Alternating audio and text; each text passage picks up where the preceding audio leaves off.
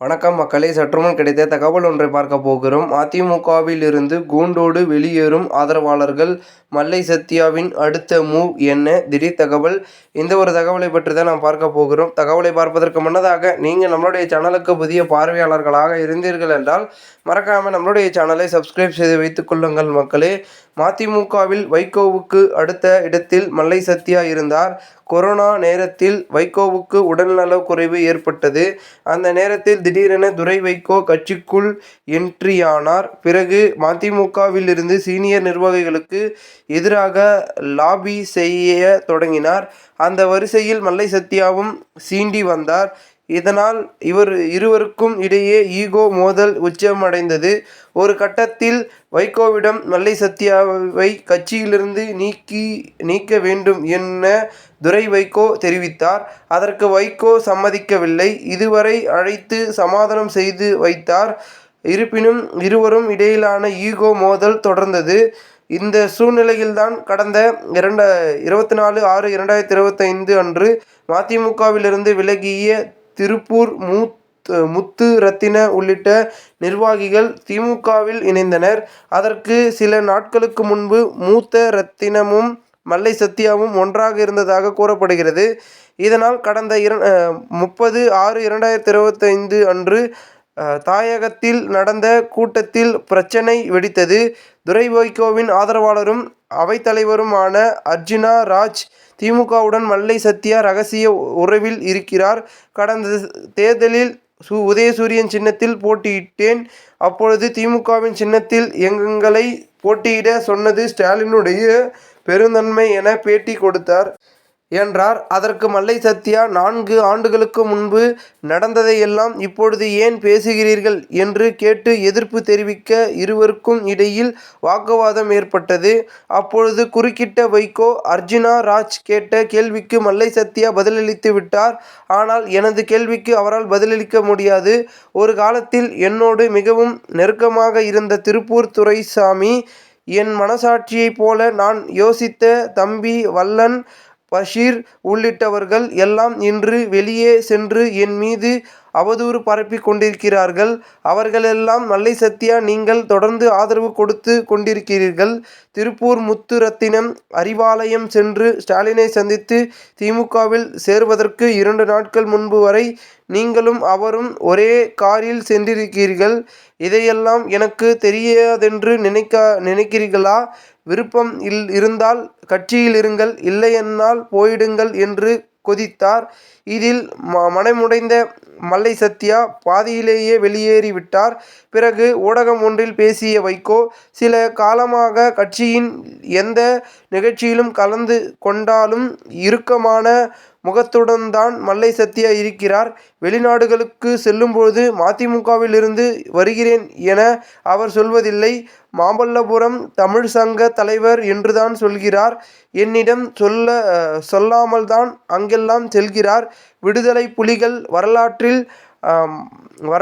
மாத்தத்தை விட பிரபாகரன் விசுவாசமாக யாரேனும் ஒருவர் இருந்தது உண்டா? ஈழம் அமைந்தால் மந்தையாவதுதான் முதல்வராக ஆக்குவேன் என எங்கிட்டேயே தலைவர் பிரபாகரன் சொன்னார். அந்த பிரபாகரனை கொலை செய்வதற்கே இந்திய ராண உளவுத்துறை அமைப்பு மாத்தையாவையும் கிருபனையும் மற்றவர்களைம் கைப்பற்றி கொண்டது. அந்த திட்டத்துடன் தான் அவர் இருந்தனர். அது பொட்டாமல் கண்டுபிடிக்கப்பட்டது. பிறகு கண்டுபிடிக்க அனைத்து பேரையும் வைத்து பிரபாகரன் கூட்டம் நடத்தினார். அதில் தலைவர் பிரபாகரனை கொலை செய்ய வேண்டும் என்று அந்த சதி திட்டத்துக்கு நான் உடன்பட்டது உண்மைதான் என்று மாத்தையா அழுத்தி கொண்டே சொன்னார். அப்பொழுது பிரபாகரன், என் வாழ்க்கையில் நான் ஒரு சொட்டு கண்ணீர் விட்டது கிடையாது. உன்னை ஏன் பிள்ளை மாதிரி வச்சிருந்தேனடா. உன்னையைத்தான் முதல்வராக்குவேன் என சொல்லி இருந்தேனடா. நீ இப்படி துரோகம் செஞ்ச என கேட்டார். ஆனால் அவர் அப்படியே பாடுபட்டார், இப்படியும் பாடுபட்டார். இந்திய சிப்பாய்களை ஒப்படைக்க மந்தையாவைத்தான் அனுப்பி வைத்தார் பிரபாகரன். புலிகளில் பத்திரிகை பொறுப்பை கூட அவரிடம் கொடுத்திருக்கிறார்கள் என முன்பு அப்படி செஞ்சாரு இப்படி செஞ்சாரு என சொன்னால் எப்படி ஏற்க முடியும்? ஒரு காலத்தில் நன்றாக பணியாற்றிவிட்டு பின்னர் துரோகம் செய்வது என்பது சரித்திரத்தில் நிறைய பார்த்திருக்கிறேன் நான். அதை பற்றியெல்லாம் நான் இப்பொழுது விரிவாக பேச விரும்பவில்லை என கொதித்தார். இதற்கு மல்லை சத்யா வைகோ சொன்ன வார்த்தையாக தாங்கிக் கொள்ள முடியாத மனவேதனையில் இருக்கிறேன்.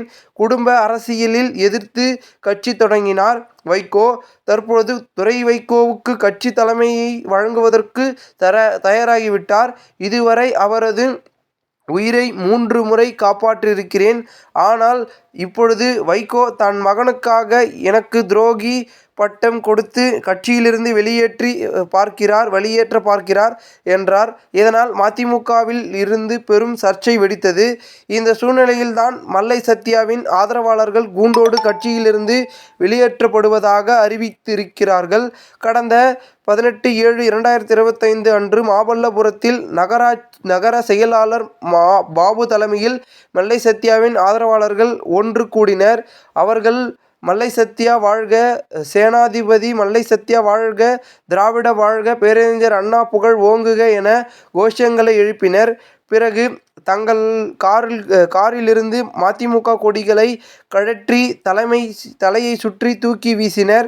மேலும் அங்கிருந்து மதிமுக கொடி கம்பங்களில் இருந்து கொடிகளை அவிழ்த்து வீசினர். இதில் சுமார் 200க்கும் மேற்பட்ட நிர்வாகிகள் கலந்து கொண்டனர். இது குறித்து நம்மிடம் பேசிய மல்லை சத்யாவின் ஆதரவாளர்கள், எவ்வளவோ பேர் கட்சியை விட்டு சென்றபொழுதும் மல்லை சத்யா தான் எங்கு போகாமல் வைகோவோடு இருந்தார். கட்சி இன்று உயிர்ப்புடன் இருக்கிறது என்றால் அதற்கு அண்ணன் மல்லை சத்யா தான் காரணம். தனது மகன் துரை வைகோவிடம் கட்சியை ஒப்படைக்க வேண்டும் என்பதற்காகவே உண்மையான விசுவாசிக்கு துரோகி பட்டத்தை வைகோ கொடுத்து விட்டார். அதற்கு காரணமாக கட்சியிலிருந்து வெளியேறுபவர்களுடன் அண்ணன் தொடர்பில் இருக்கிறார் என்கிறார்கள். அப்படி பார்த்தால் வாரிசு அரசியலை எதிர்த்துதான் வைகோ தனிக்கட்சியை தொடங்கினார். தற்பொழுது திமுகவுடன் தானே கூட்டணி வைத்திருக்கிறார். அவர் செய்தால் சரி. அண்ணன் மல்லை சத்யா தன்னுடைய இயக்கத்தில் பயணித்தவர்களின் வீட்டிற்கு நல்லது கேட்டதற்கு சென்றால் தவறா? வைகோவின் குற்றச்சாட்டுக்களை எங்களால் தாங்கிக் கொள்ள முடியவில்லை. எனவேதான் கட்சியிலிருந்து வெளியேறுவதாக அறிவித்திருக்கிறோம். மேலும் பலர் விரைவில் வெளியேறியுள்ளனர். சில தினங்களில் வைகோவை கண்டித்து உண்ணாவிரத போராட்டம் நடத்த தயாராகி வருகிறோம். அதற்கு அண்ணன் தலைமை தாங்குவார் என்றார். இந்த ஒரு தகவல் தற்பொழுது அரசியல் வட்டாரங்கள் பெரும் பேசும் பொருளாக இருக்கிறது. இந்த ஒரு தகவலை குறித்த பொதுமக்கள் உங்களுடைய கருத்துக்களை கூறுங்கள். இதுபோன்று நீங்கள் அரசியல் சார்ந்த நிகழ்வுகளாம் தினசரி தெரிந்து கொள்ள நம்முடைய சேனலை சப்ஸ்கிரைப் செய்து வைத்துக் கொள்ளுங்கள். நன்றி, வணக்கம்.